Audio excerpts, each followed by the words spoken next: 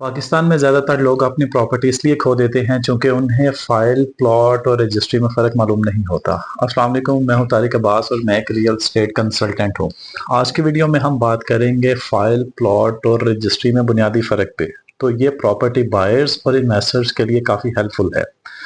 अब इसमें सबसे पहले अगर हम बात करें फ़ाइल की, तो फ़ाइल को अगर देखा जाए तो फ़ाइल में ज़मीन मौजूद नहीं होती, फ़ाइल सिर्फ एक वादा होता है। और फ़ाइल जो है वो एक लॉन्ग टर्म इन्वेस्टमेंट है। इट मीन्स कि अगर आप 3 से 4 साल के इंस्टॉलमेंट प्लान पे किसी सोसाइटी में प्लॉट खरीदते हैं, तो वो कम से कम आपकी 8 से 10 साल लंबी इन्वेस्टमेंट है, वो भी उस सूरत में कि अगर वो प्रोजेक्ट सर्वाइव करता है तो।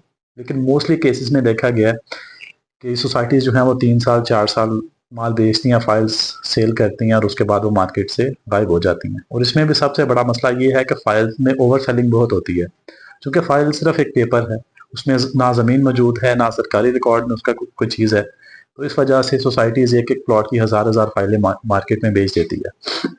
दूसरे नंबर पे अगर हम बात करें प्लॉट की, तो प्लॉट में एक्चुअल में ज़मीन मौजूद है जिसमें आप खुद खड़े होकर अपने प्लॉट पे तो प्लॉट की जो है वो कंस्ट्रक्शन करें। इसमें पूरी तमीर भी मुमकिन होती है अगर सोसाइटी को मंजूर शुदा है तो। रजिस्ट्री की बात करें तो रजिस्ट्री एक ऐसा डॉक्यूमेंट है कि जो कि सरकारी रिकॉर्ड में आपकी मलकियत को साबित करता है। तो सबसे ऑथेंटिक अगर देखा जाए तो वो रजिस्ट्री इंतकाल ही है। अब इसमें सबसे जो मेजर डिफरेंस है, जो कोई भी डीलर आपको नहीं बताएगा, मोस्टली डीलर्स इस चीज़ को नहीं बताते, वो ये है कि फ़ाइल और रजिस्टर में जो सबसे बड़ा फ़र्क है वो ये है कि फ़ाइल की लीगल वैल्यू कोई नहीं होती। इट मीन्स कि अगर आपके साथ किसी जगह पे, किसी सोसाइटी में, अल्लाह ना करे, अगर आपके साथ स्कैम होता है तो आप उस पर एक्शन कुछ भी नहीं ले सकते, बिकॉज वो जस्ट एक पेपर है और कुछ भी नहीं है। लेकिन रजिस्ट्री में ये है कि वो चूंकि मलकियत होती है आपकी, तो वो सबसे ज़्यादा सेफ है। अब इसमें अगर मैं बात करूं हमारे जो ओवरसीज भाई हैं मोस्टली, क्योंकि वो इस स्कैम में जो है ना, वो पिछले अगर हम 4-5 सालों में जाएं तो उनके साथ ये ज़्यादा स्कैम हुआ है।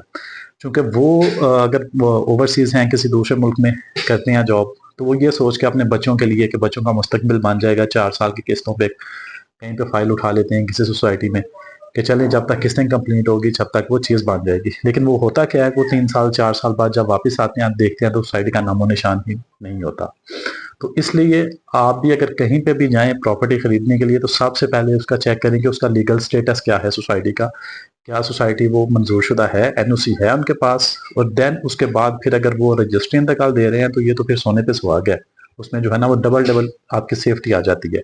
लेकिन अगर सोसाइटी अप्रूव्ड है, ऑथेंटिक, और अगर उसमें फाइल ट्रांसफर भी है तो कोई ऐसा मसला नहीं है। असल मसला यहाँ पे आता है कि जब फाइल की एक तो ओवर सेलिंग हो, ठीक है, एक प्लॉट की मार्केट में हज़ार हज़ार फाइलें बिकी होती हैं।